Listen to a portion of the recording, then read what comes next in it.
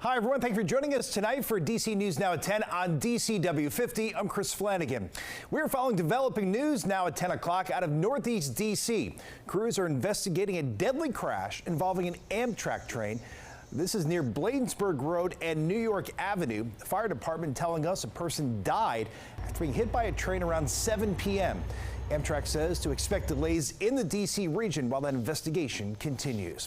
Also happening now, train service disrupted after a railroad bridge catches fire in Harpers Ferry, West Virginia. D.C. News Now's Tosin Fakile joining us here in studio tonight. And Tosin, right now that track still is shut down. That's right, Chris. And in fact, we have new information coming in from Maryland Transportation Authority. About 30 minutes ago, they posted on X that because of the fire at the CSX rail bridge, there won't be any Brunswick line service from West Virginia stations tomorrow, and no alternate transportation will be provided. Washington County Emergency Services says the call for the fire came in at about 3:40, and crews were still putting out hot spots until this evening, and we're told the bridge is owned and maintained by CSX. First responders, when they arrived on the scene, they say that fire was spreading so quickly they had to call for additional crews and 2 boats as a safety precaution. That large fire on the CSX rail bridge over the Potomac River in Sandy Hook, Maryland, halted several train services. Amtrak canceled service on 2 trains traveling between Chicago and D.C.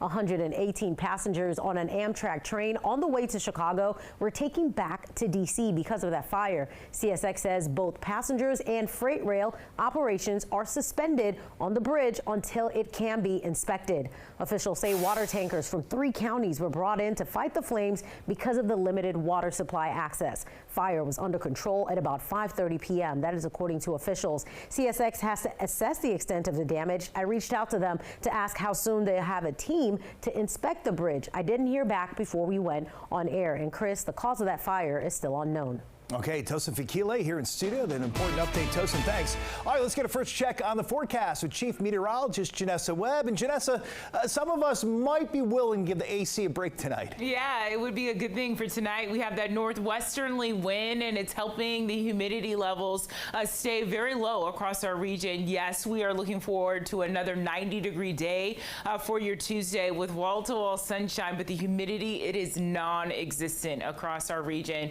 And so we're super excited for that. Here's the winds. They're minimal right now. They were gusting pretty hard earlier, down to about 5 to 10 miles per hour. What happened over the weekend? Our first triple-digit situation on Saturday, beating records. Not so much on Sunday. We came very close. And folks, I'm showing you this because we could have a rinse and repeat cycle of this going into your midweek as heat starts to bubble up. Temperatures are very comfortable right now. Upper 60s out towards Culpeper into Fauquier County. Hello, DC. Suburbs 82, out towards Anne Arundel County, upper 70s with dew points. They're feeling more breathable where you can open up that window if you have the chance. But AC, it's a-okay because we're preparing you for your midweek as that starts to spike up. It's a comfortable start. No concerns for your Tuesday with mostly sunny skies. Temperatures, they rise fairly quickly. It will be a 90-degree day. I'll have more on your extended forecast coming up, Chris. All right, we'll see you then, Janessa. We have new details tonight. A local community is mourning after a beloved couple dies during a religious pilgrimage. The 2 were traveling to Mecca for the Muslim tradition of Hajj. Both are believed to have died due to extreme heat. DC News Now's Mariel Carbone following the story for us tonight. And Mariel, temperatures in Saudi Arabia last week well over 100 degrees. Yeah, Chris, the Saudi government reported temperatures reaching 120 degrees. Now, that couple from Bowie, they are just 2 of the more than 1,000 people who died due to the extreme heat. Their family now trying to cope with the loss. My parents meant the world to me. They were my rock and soul. Saida Wari says she's still processing the news. Her parents, Issatu and Aliya Wari, now gone. I'm still not able to truly comprehend it. And the couple believed to have died from extreme heat while on Hajj, a religious pilgrimage to Mecca under the Muslim faith. They had been preparing all their lives to do this. The 2 paid more than $11,000 each for the trip, facilitated through a Silver Spring-based travel agency. But Wari says there were problems from the start, including a lack of food, water, and transportation, plus a delay in receiving proper credentials for the journey. One of the last messages that my mom told me was that they had to walk over 2 hours to get to Mount Arafat, which is where people believe that they became ill. Saudi authorities say roughly 1,300 people died during this year's annual pilgrimage, as daily temperatures ranged between 117 and 120 degrees. The Saudi health minister says 83% of those who died were unauthorized pilgrims walking long distances to perform religious rituals. Obviously, there are risks involved. Zainab Chaudhry is the director of care in Maryland. It's a dream of many Muslims to be able to travel and fulfill this religious obligation. Still, the organization is stressing people need to do their research before making the journey. Preferably going with travel agencies that have good ratings, that are reputable. They know someone who's had a good experience firsthand. And DC News Now reached out to that tour company but has not heard back. According to state records, the company is not in good standing with this state. More on this story online at dcnewsnow.com. In studio, I'm Marielle Carbone, DC News Now. Yeah, really heartbreaking. Feel that for that family tonight. Marielle, thanks. Meanwhile, new details tonight. The Dolly cargo ship has now left Baltimore Harbor. You can see it here. 3 months since the crash had brought down the Key Bridge. The ship is on its way to Norfolk, Virginia to undergo repairs. It's being pulled by 4 tugboats. Now, the ship left this morning. The entire journey is expected to take between 16 and 20 hours. That puts the Dolly at the dock sometime tomorrow afternoon. Now, only 4 of the original 21 crew members are on board right now. 8 of those crew members have returned home to India. In the district, 5 dogs rescued after being found abandoned in Southeast today. Fire crews were responding to a water leak on Fendel Street when they heard the dogs barking behind an apartment door. We're told the pups appeared neglected. The Humane Rescue Alliance telling DC News Now officers are now investigating. We have a commuter alert tonight at 10. A busy roadway between the Beltway and the district. Well, it is set for summer construction. It could really have a big impact on cars and bus commuters and also several neighborhoods. Our Max Marcilla in Montgomery County tonight with what you need to know. We thought the best way to show you what the impacts of the summer construction over on River Road would simply be to just take you for a drive. We're now on the road, starting from Wilson Lane in Bethesda. That's the endpoint for this road work. And between here and Winston Drive, the southbound left lane will be closed.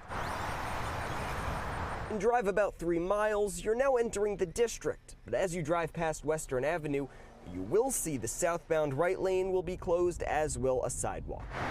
Now, take a step out of the car because this is where a lot of it will happen. We're at the intersection of River Road and Goldsboro Road, and there will be a few lanes, shoulders, and ramps closed, and this bus stop that serves both a Metro bus and a ride-on bus will be closed. It's been very convenient, and I've gotten very used to it. Scott Deneroff is a temporary bus commuter from out of state, but he says this could have an impact on people. And if it's closed, the next one is quite a walk up the hill. All right, it's almost time to go home, but a few important things we should note before we wrap up. First is that this construction is expected to happen throughout the summer, Monday through Saturday, from 7 in the morning until 7 in the evening. Montgomery County says, 2 important words, weather pending, this construction could be done by the fall.